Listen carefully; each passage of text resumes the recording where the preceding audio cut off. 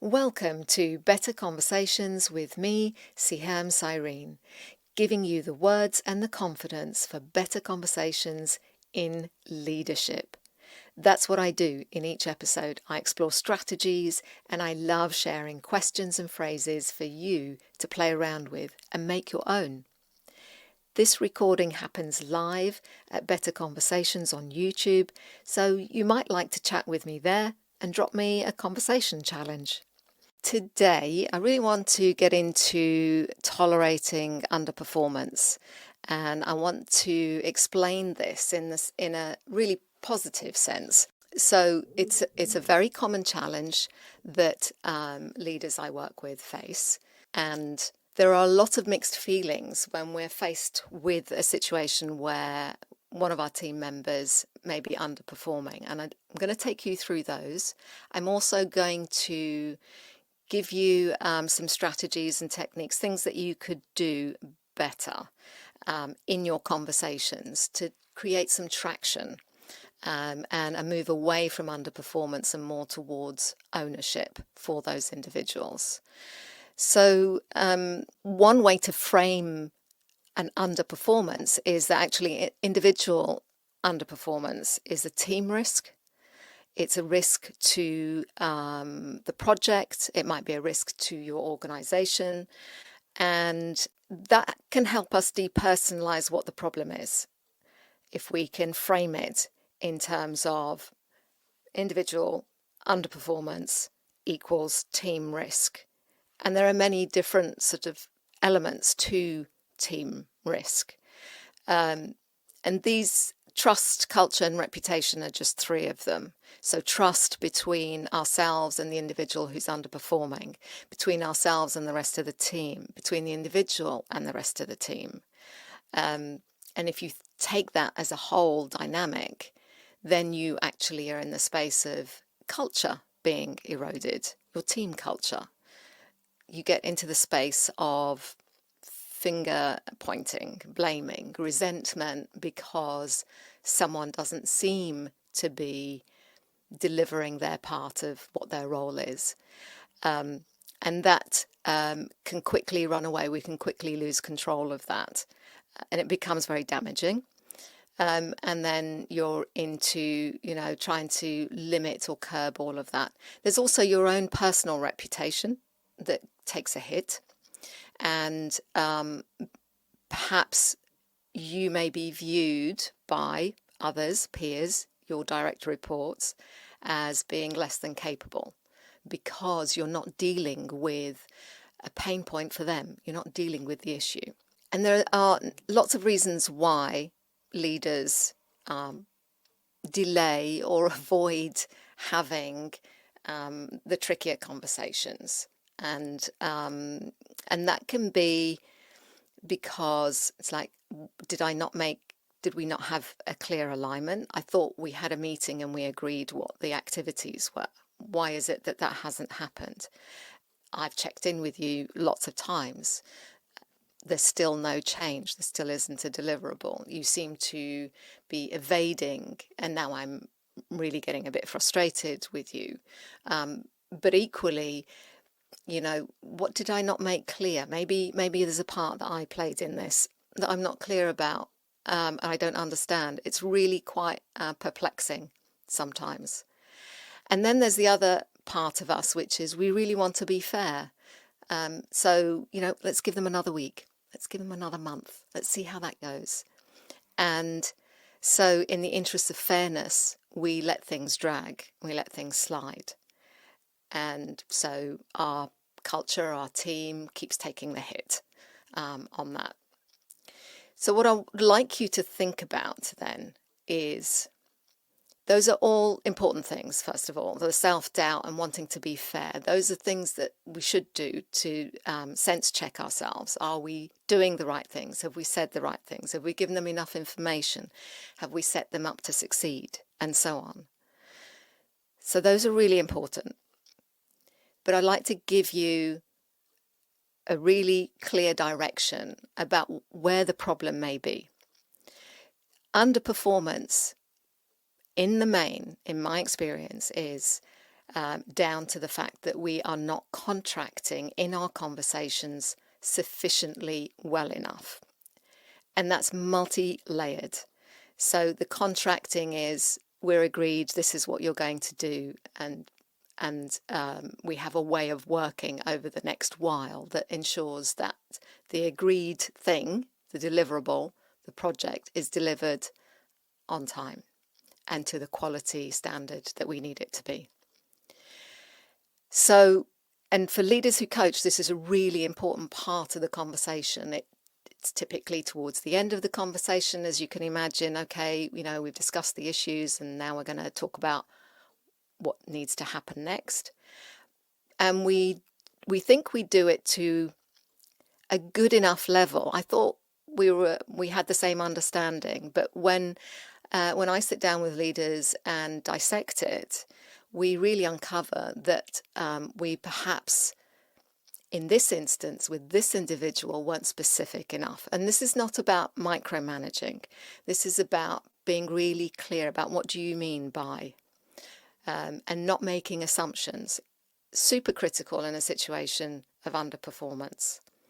Now, and it's not about being heavy-handed. Like I said, it's not about micromanaging.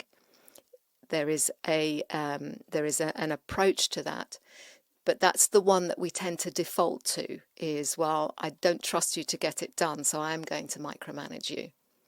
That doesn't help anyone. It's very disempowering. If they're already in a negative headspace, guess where they're going to go? So what it looks like to contract better is, for this particular individual in this scenario, is getting granular with what we both understand this means. So I need to understand, what's your way? What's your style of operating? How do you like to tackle or approach this problem or work on this? And then really understand, what does that look like for them? And let me give you some examples. So often what we do is we think we've got a common language and an approach, and very often we don't. We're all individuals. We have different ways of being. We have different preferences for how we learn, how we collaborate, how we work together. So nothing really can be taken for granted. And so I would ask you to make an invitation, and you can do that by actually getting them to lead on that. And that might be, when you are recontracting on an issue, is, what would be the best place to start? That's a really simple question that you can offer out there that gets them to kick things off and puts you in listening mode. And the more questions you ask, the better. Okay, so that's one question. Another one might be, what are your recommendations? Or, how do you like to work? How would you like to tackle this issue? Where are we getting stuck here? What is it that I could provide you with? What's missing? And the more that you can create that space for them to just sit and talk it through, what does it look like for them? Get it out of their head. Because it's really important. We are, in the main, verbal processors, and we need to hear ourselves speak it in order to make sense of, or for all the pieces to kind of drop into the right spaces. So these kinds of questions allow us to get granular and really understand, where are they starting from, how do they see it unfolding, and where do they intend to take it? So what would be the next thing that you would need to do? What support do you need for that? Is there a conversation? With who do you need to have that conversation? And that helps them get clear in their mind as well. Because the other thing is, we sort of generally have an idea about how we're going to go about a particular task, but until someone asks us, until we actually speak it out, it's actually not that clear in our minds. But because we've been through similar processes before, we have a level of comfort and familiarity around, well, it's that kind of an issue or a task, so when I get to it, I'll get started, and I'll figure it out from there. So that can be a way that you can be really helpful with that individual. In the process, we get to learn how this person thinks, what may be getting in the way, what their blockers might have been. Is it really an underperformance issue? Sometimes we avoid saying what is the issue because we are either protecting a team, somebody else, a team member. We don't want to embarrass someone. We don't want to put someone out, step on someone's toes. And there may actually be, and this was an interesting thing that came up in our discussion this week in the community, was it may be a structural issue. It may be the way that they are reporting into maybe another project, a different team. It may be the dynamics between team members. The roles and responsibilities may not be that clear. These kinds of just being in this space and asking what that looks like is part of the contracting process. And in doing that, we can ensure that we're not taking away ownership. This is an issue that is, or a task that is their responsibility. We absolutely don't want to step in and take that on. I'm sure you've got plenty of other work to be doing. For that reason alone, we don't want to step into this space. When we own a task and we own a project, we own the good stuff and the bad stuff. We own the problems and we own the celebrations, and that's the way it should be. So it's really important that we can also hold that in our minds, to prompt us to ask those questions, because the more that they can come up with the solution and the clarity, the more they're going to own it. And that will help shift things away from underperformance and towards that commitment that we're looking for. Okay. So, and then finally, also in the contracting, we need to talk about the consequences. So what is likely to derail them? What's going to get in the way? What might stop you from doing this? And if things don't go to plan, don't go as in the way that you are hoping they will, and you've talked me through as being the case, how are we going to course correct? Is it okay that I check in with you? Can we agree that we're going to get this piece of work done, and then you're just going to let me know, or I will reach out to you in a couple of days and just sense check that everything is on track. Yeah. So those are the things that can help you manage those kinds of underperformance conversations. I hope that helps you navigate this space and not feel like you can't have the conversation, because you absolutely can and you should, for everyone's benefit. To help you, if you haven't made use of it yet already, please do check out our feedback conversations infographic. When you do that, you'll also get access to the check-in, which is our regular email. The feedback conversations infographics got loads of questions and phrases that you can use. It also talks about the contracting phase in a conversation. So go ahead and download that, get your hands on it. Use it. Lots of other tips in there as well to guide you through that process.